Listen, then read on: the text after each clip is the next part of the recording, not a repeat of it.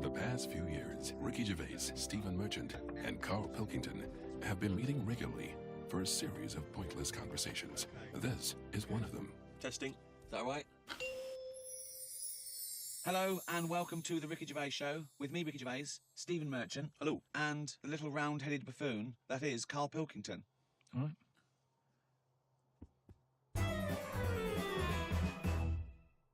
We've been away filming in a sweltering London. We've had a heatwave here in the capital city, haven't we, Karl? It's been all right. Been up to 100 degrees, record-breaking temperatures. Yeah. What have you been doing, though? Getting to see the place, having loads of walks, and that. I like to have walks. You know, watching what like people a dog. Yeah! When he jumps off the couch and starts scratching against the door. Suzanne thinks it's time. It's just good thinking time, though, isn't it? As well, having a walk. You've got no other clutter going on around you. And you just think about a lot of stuff. And, you know, like say, with the weather being hot and stuff, a lot of insects knocking about. Right. So I've just been watching them. So while we've been filming, you've been watching insects? Yeah, just seeing, because everybody knows insects are out there, but no one's keeping an eye on them. What are they up to? What are you worried about? Steve, you wouldn't be laughing like that if you'd watch them, because they do some weird stuff and that, is what I mean. What sort of stuff? Any examples? I saw a bee have a heart attack. You saw a bee have a heart attack. Yeah. How were you sure it was a heart attack? Because what happened, I'd been... Did it clutch its chest with all 6 legs? No, Were there some other little bee paramedics? No, I'd just been out in the park anyway, just looking at, you know, caterpillars knocking about, butterflies and stuff, so I was sort of... So when Suzanne goes to work, she goes, Karl, don't you waste the day, I want you to do some constructive stuff. But the thing is, so I'd been in the park and I was aware of the insects that are around us more than, like, most of the time. And I come out of the park, just crossing, like, sort of a busy road and what have you, and I saw this bee to the right of me, sort of in the air, and it was a big one, and I was a bit like, oh, let's watch that. And it just fell. It fell from the air in front of me, and it was on the pavement. I thought, oh, what's going on here? And I looked at it for a bit, and it was really still. Gave it a little kick, just to see if there was any movement. Nothing. Stone, sort of, what's the saying? Stone cold dead. Yeah! Stone cold bee dead. So, yeah. that I like the fact that this bee suddenly saw Karl and had a heart attack. Yeah. It'd never seen anything that round before. Yeah. It just thought, it approached him because he thought it was a sunflower. My God, it's a giant walking orange. Every dream has come true. No, but it just summed up life for me. I thought, that's like us, isn't it, at the end of the day? They have heart attacks, stress. You put it down to stress, do you? Well, it's in London, isn't it? You know, everything has stresses from living here. And they are bald, aren't they? They've got fur all over, but they lose the... I'm always overweight. It was a fat, bald bee. So what did you... It fell to the floor and you instantly... You just kicked it. You didn't attempt to No, I waited a second and just looked at it to see if there was any, you know, leg movement or wing. And there was nothing. And then when I sort of kicked it, it was sort of hard. It had hardened already. It's just... Rigor mortis set in. Did it put you in a bad mood for the day? Because I know things like that can just send you over the edge for the day. Death and that does a bit. Suzanne doesn't like me talking about death. What riveting conversations do you come up with? No, just things like one of our mates has had a baby recently, and I just was saying, oh, when that's sort of our age, we'll nearly be dead. Think of that. That's the first thing he says, is a new life brought into the world. I know. Well, when he's our age, we'll be dead. Yeah. No, it's Maybe weird. they'll let you do the speech at the christening. Well, yeah, I've been watching loads of stuff. I've been watching ants. You mentioned ants. I've had a lot of moths in the house. They're sort of sad. I mean, you say it like it was a garden party. Yeah, well, but all I'm saying is I look at more about what its life is like. Because if you watch something long enough, is what I'm saying, you can see that it's a bit clueless. It's the same way about ants. So, you know, they're hard workers and all that. I watch one, it's going back and forth all the time. They go one way and then they stop and go the other way. They try to look busy in front of the mates. But if you watch one long enough, it's back and forwards and it's like it's done nothing there. I'm going to carry this twig back and forth until I can knock off at 4. There's a lot of that going on. Is there? Because there's not.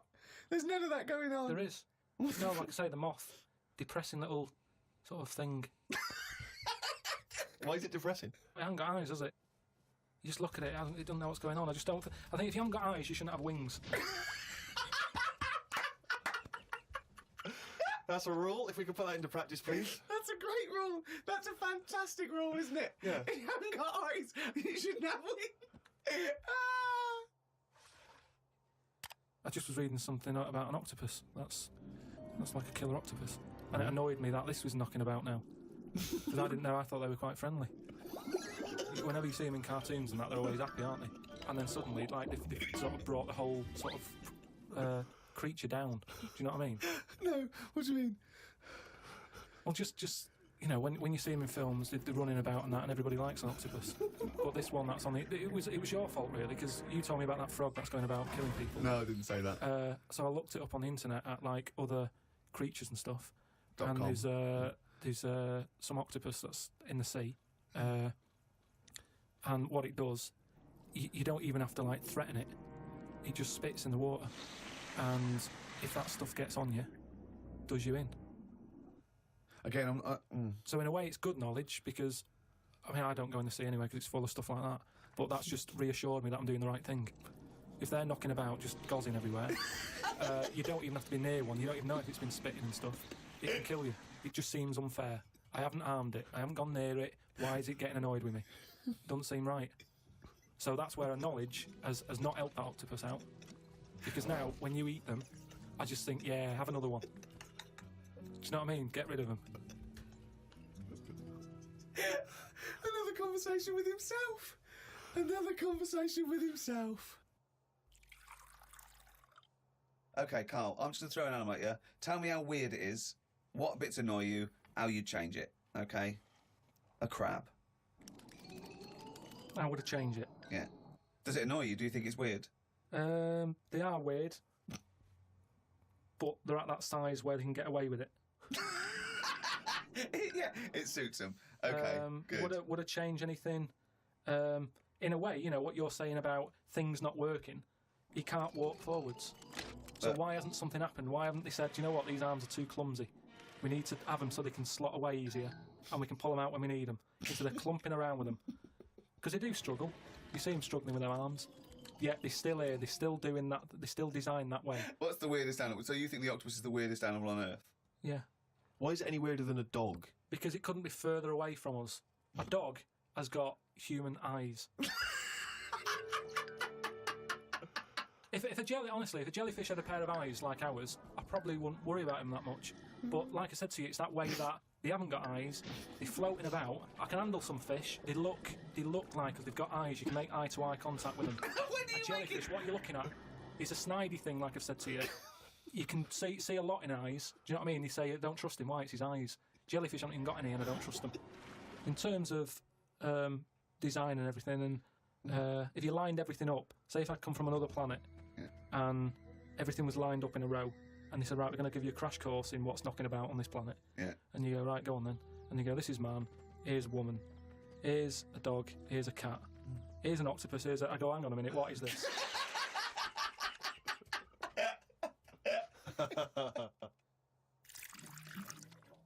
Say if everything was at the same size as us, what would be the best thing to be? Say like a tarantula. Yeah. And a tiger. What would happen there? A 15-stone tiger versus a 15-stone tarantula. Yeah. Well, I'd imagine a 15-stone tarantula. Right, so it's just weird that, innit?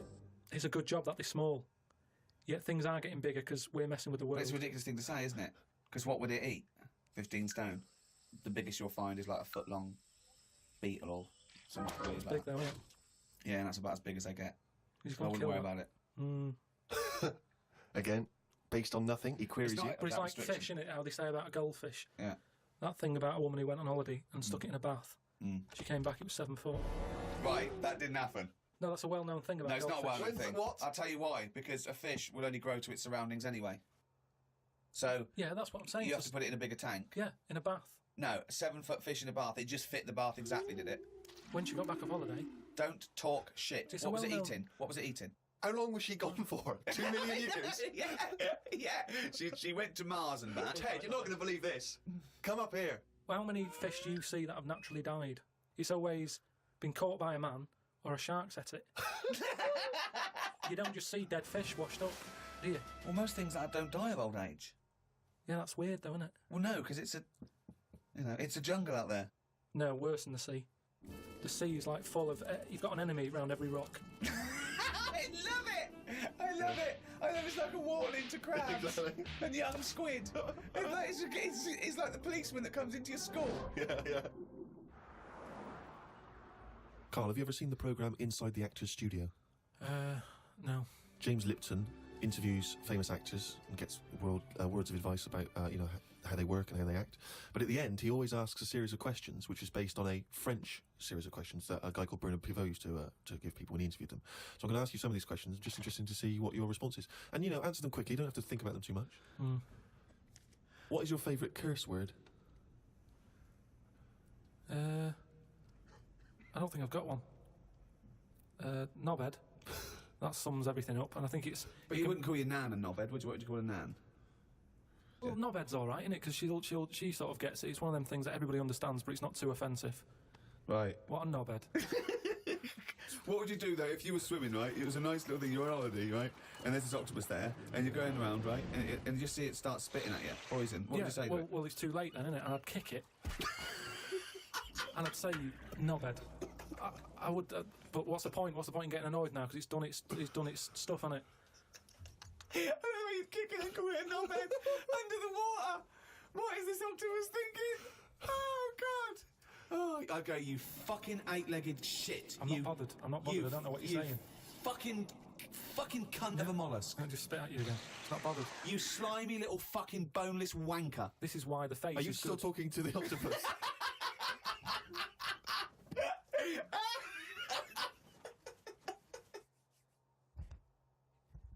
Oh, I don't believe he's only going to read it down. That jingle, of course, signifies another reading from Karl Pilkington's diary.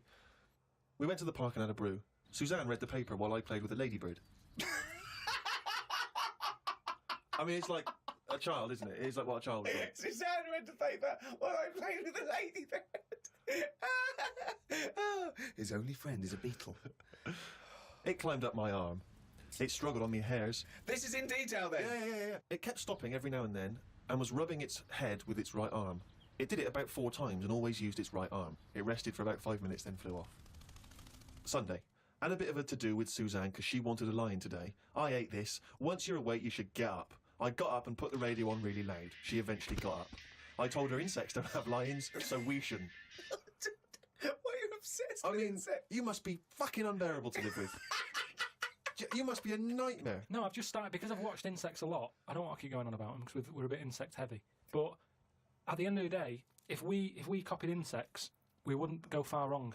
I don't know what you mean, though. 1 minute you're saying they're great, then the next minute you'll slag them off. Yeah, I'll slag some of them off if I don't know what they're doing, but because I've studied them a bit longer, I just think they do You it haven't right. studied them, though. He thinks he's like Darwin. But you just slagged them off when you go, no, you think that insects are doing stuff, they're not. It goes there, then it goes back again. The ant was messing about, but only that one. The others were carrying stuff. That's what I'm saying. These snidey ones in everything. In everything in the world, you get a hierarchy. Oh, long words! Ooh. Some new sea thing has been found. That's the headlines on the news. It wasn't found by sea experts, it was found on eBay. Someone was selling it for $5. I don't see the point in buying something that you don't know what it is. What do you mean? What do you mean? It was... Someone's found some sort of shell with a thing living in it. Right. They thought, oh, I've never seen one of these before, I can flog it on eBay. Someone bought it and then wanted to look after it, went to some sea expert, and they said, oh, I don't know what that is. That's the story. It's just weird how stuff's being found on eBay. No, it wasn't found on eBay, though, was it? Yeah, but that's where the specialist people sort of picked up on it. It's just weird that... I mean, all I was saying is I wouldn't want one. If you don't know how to... If it's a new creature, you don't know what makes it happy. When you get a kitten, you go, stroke its head, loves it, right? And you can do that knowing that it's liking it. If I had a little seashell and you go, does it sit in water? I don't know. Do you know what I mean? You could end up doing more damage. So that's why I wouldn't want it. It's nice to have rules, and it's nice to know what you're doing with something.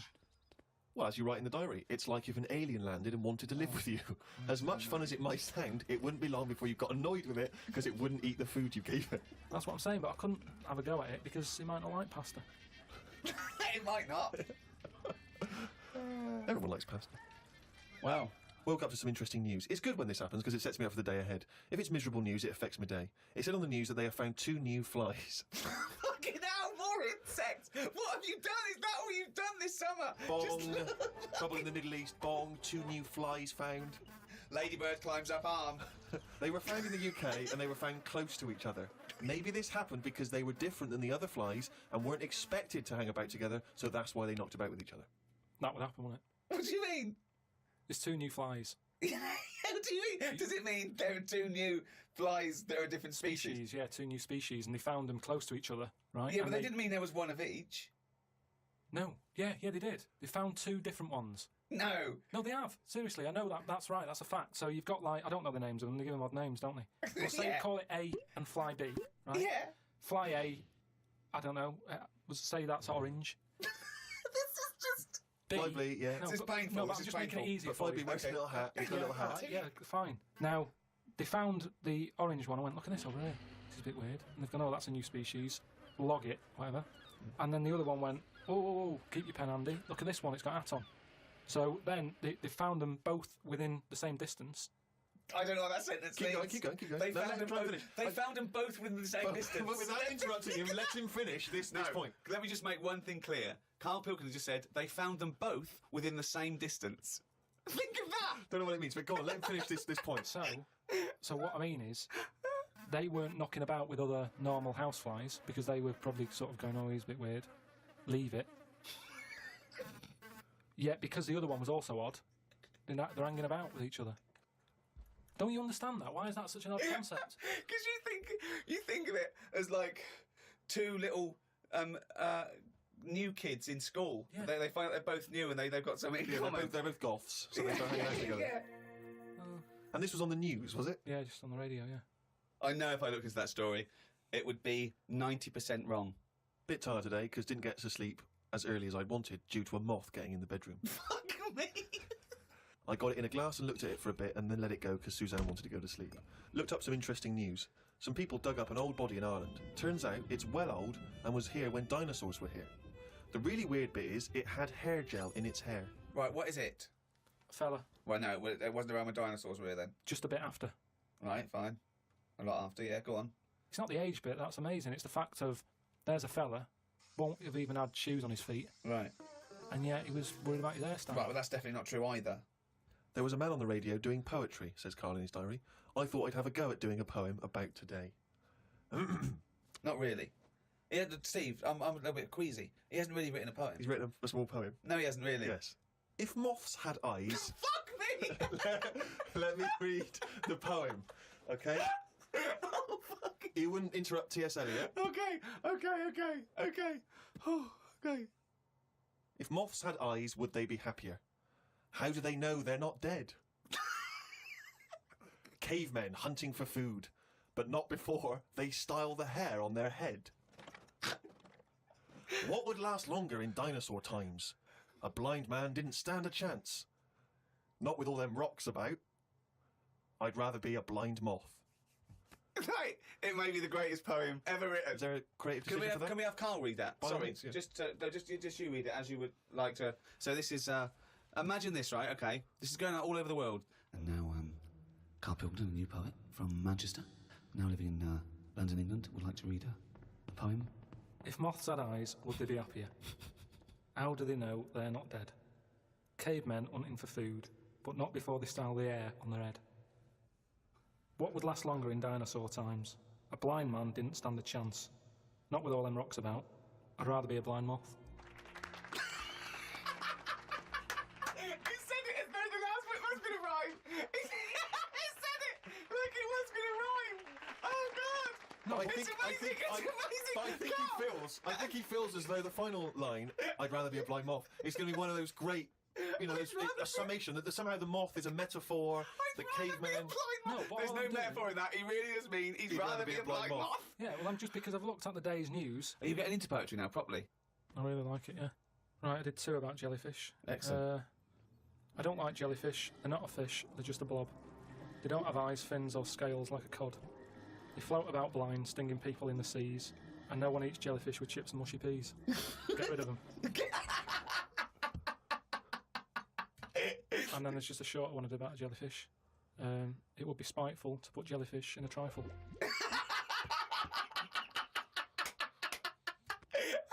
Yeah, it certainly would. So, That's great. That's really good. Because it's jelly. He's done us this. Steve. Yeah. That's a really good poem. Can we always do that, Carl? Can we always find a day, right, and always sum it up in your in a thoughts, poem. a poem, just like that? It would be spiteful to put jellyfish in a trifle. yeah.